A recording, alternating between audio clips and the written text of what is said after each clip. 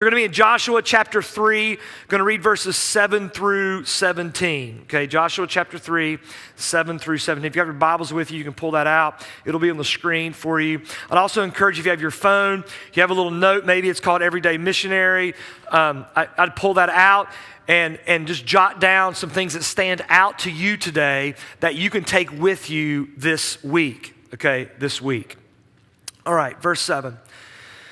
The Lord said to Joshua, "Today I will begin to exalt you in the sight of all Israel, that they may know that as I was with Moses, I will be with you." You know, sometimes we can read the Bible, the scriptures, and think, well, that was great for him, but what does that mean for me? And the reality of it is that in the same way that the Lord is saying this over Joshua, he says it over you. Like, one of the truths over your life is that God wants to exalt you. I mean, he wants to lift you up as light in the midst of the people around you in the next season of your life. That as you take a step of faith, God wants to lift you up as light in the same way he's done with people in the past as you take a step of faith. At verse 8 there, and as for you, command the priest to bear the Ark of the Covenant. When you come to the brink of the waters of the Jordan, you shall stand still in the Jordan. And Joshua said to the people of Israel, "Come here and listen to the words of the Lord your God." And Joshua said, "Here is how you shall know that the living God is among you, and that he will without fail drive out from before you the Canaanites, the Hittites, the Hivites, the Perizzites, the Girgashites, the Amorites, and the Jebusites." A lot of sites, okay? A lot of sites. "Behold, the ark of the covenant of the Lord of all the earth is passing over before you into the Jordan. Now therefore, take 12 men from the tribes of Israel, from each tribe a man.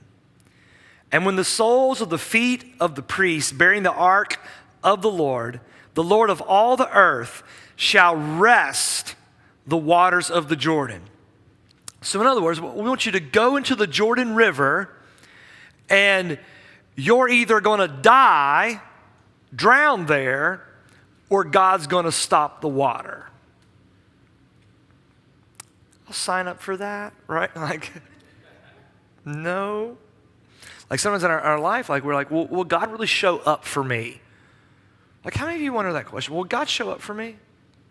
How many of you at times feel convicted or convinced about taking a step in life, and then as you start to take it, it feels like it's too much, and you take a step back before God has a moment to show up? Like, I wish that wasn't my story. I wish like my story was often I'm always in the water and he's showing up. There are lots of times like fear comes, or shame or guilt, and before I know it, before I make space for God to move in my life, I start pulling back.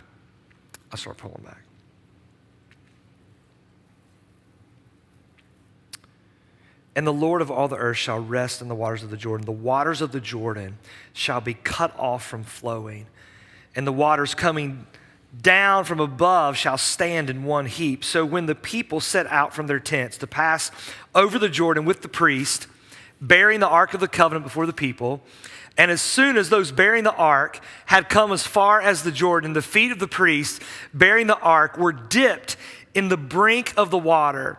Now the Jordan overflows all its banks throughout the time of harvest." Like, it's a side note as, oh, by the way, it's flooded right now. Like, by the way, it's not just like it's good enough that the river is going, it's actually flooding, all right? It's over the banks. The waters coming down from above stood and rose up in a heap very far away at Adam, the city that is beside Zarethan. And those flowing down toward the sea of Arabath, the salt sea, were completely cut off. The waters stopped, and the people passed over opposite Jericho. Now the priest, bearing the ark of the covenant of the Lord, stood firmly on dry ground in the midst of the Jordan. And all of Israel was passing over on dry ground until all the nation finished passing over the Jordan. All right, so we have this beautiful story of God says, go into the waters. I'm going to stop the waters from flowing, and you're going to pass over the Jordan. It exactly happens. If you keep on reading on in chapter 4, they actually all take stones, 12 stones, as monuments to celebrate and remember the day that God stopped the banks of the Jordan. It's this idea that as we celebrate the way that God has moved in our lives in the past, it becomes the foundation for us to stand on to take steps of faith into tomorrow. Okay? That as we look backwards and celebrate how God has moved, we're able to stand on that to empower our steps into tomorrow. So just a few things I want to talk about when it comes to celebration and celebrating what God has done to empower our next step. So I want us to think about today, in the past 5 months, the big question is going to be, what has God done in your life that you want to celebrate in the past 5 months? So here's the first thing that celebration does, okay? Celebration is a way to track God's movement in your life. So often in my life, I forget the goodness of God. So often in my life, I get focused in on the short-term stress and pressure that's coming at me, that I can begin to doubt God's love and faithfulness into what I'm moving into within my life. Celebration is one of the ways to track God's movement in your life, because in my flesh, I can deceive myself. So when I look back and celebrate what God has done, I can remember, oh, no, He has been faithful within my life, and He doesn't change yesterday, today, or tomorrow, so He will walk with me into the next steps of my life. Second thing is celebration today turns into your testimony tomorrow. Like we're still reading the story from what happened with Joshua and the Israelites. And it's hard not to read it and not be excited about it. One of the first times we ever gathered as a community, we met at Stony Point Rec Center. I think we had a wild game dinner like that night, maybe. And we brought it, there was like rabbit and bear and quail and deer and we had a wild game dinner, and folks were there, and there may be like, I don't know, maybe 25, 40 of us ish. And one of the things that we did is we read that story, and we had stones there. Like, they were rocks. I mean, like little rocks. We probably got them from the parking lot or something. I don't know. It was last minute. Maybe, I'm sure it was, if you know me. And so we said, look, you guys, like, this is a moment where we're saying that we're going to be a part of saying, God, do you want a new church here in this area of Fayetteville? And that we want to reach and make an impact in people's lives as much as we can. And it's 12 years later, and gosh, there are so many stories. There's so many great stories. There's a lot of bad stories and all in between. There's so many stories. But even like even today, like, we're remembering that. It's part of their testimony. In the same way, within your life, your celebration today turns into your testimony tomorrow. And so if we don't document it and name it, like, it's hard for us to give that testimony. Like how many of us, if we just did like testimony hot seat, and so if we, put a little mark on one of your seats, or everybody had a little envelope that you opened up and it said, it's your day today. And if that was you and you had to come up and grab the mic and just say, hey, this is what this is the story of Jesus in my life. How many of us would be able to do that? And it's so important because your testimony, Revelation tells us this, that we overcome by the blood of the Lamb and the word of our testimony. That our story helps, it's one of the things that God uses to unlock chains that people have in their lives. Okay? It's so important. All right, third thing today, I think it's helpful when it comes to just our discernment rhythm. Celebration helps others see and inspires their own faith steps.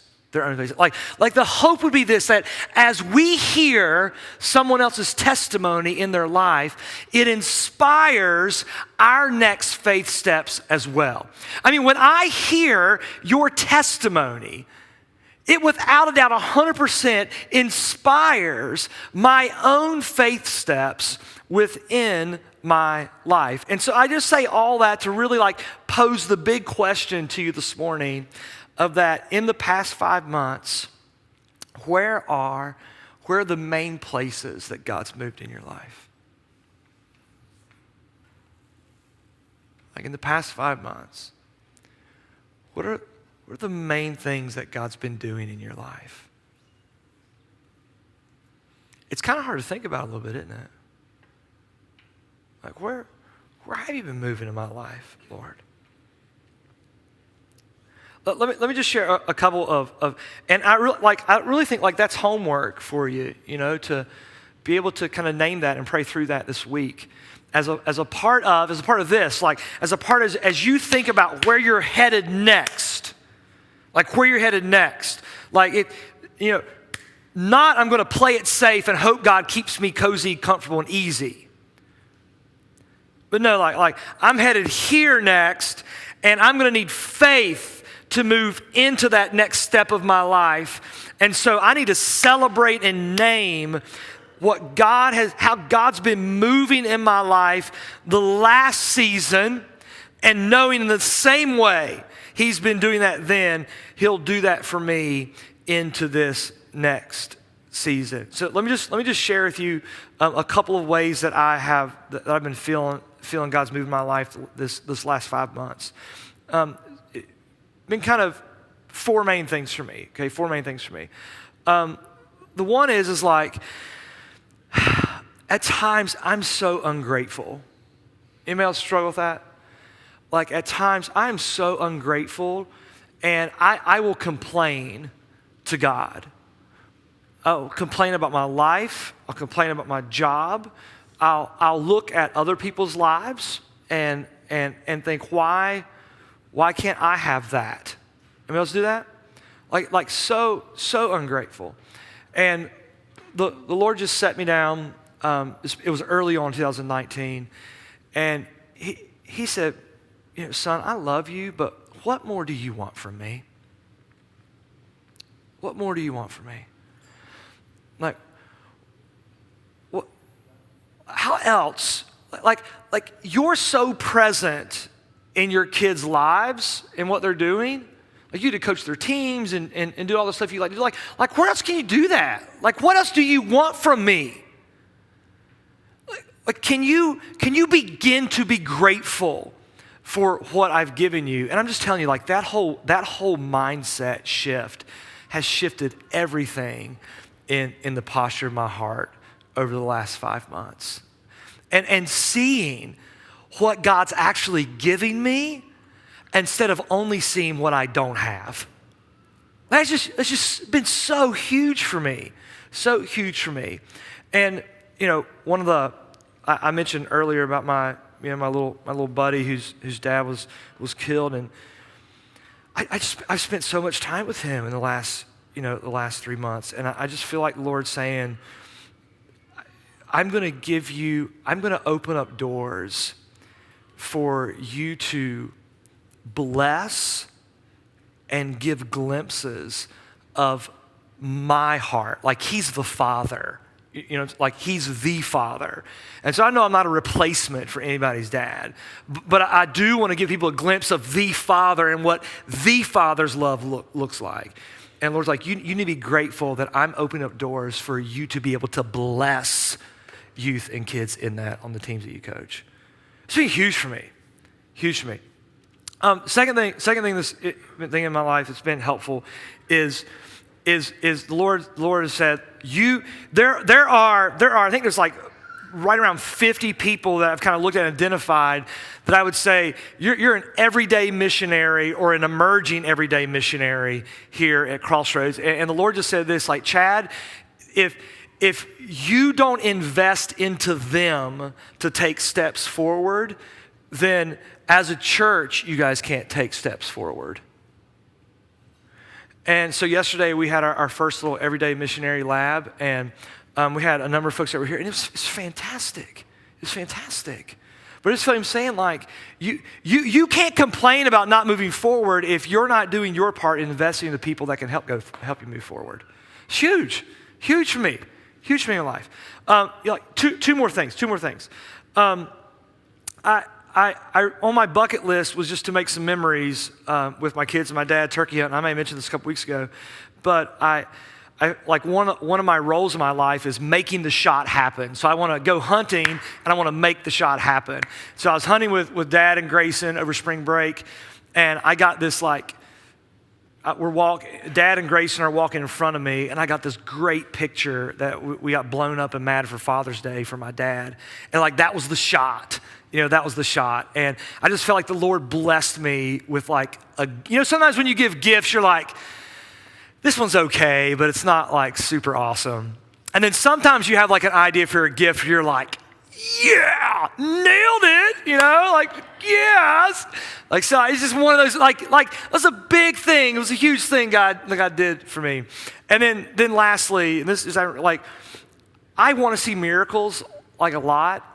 But sometimes I guess, I don't know, I don't see a lot of them. I don't know, maybe you guys see a bunch of miracles. Like, I want to see them, but sometimes I don't always see them. I believe in them, and I know that when you ask for God to do something supernatural, he doesn't do it all the time, but he'll do it a lot more if you ask for it than if you don't ask for it at all. Okay, does that make sense?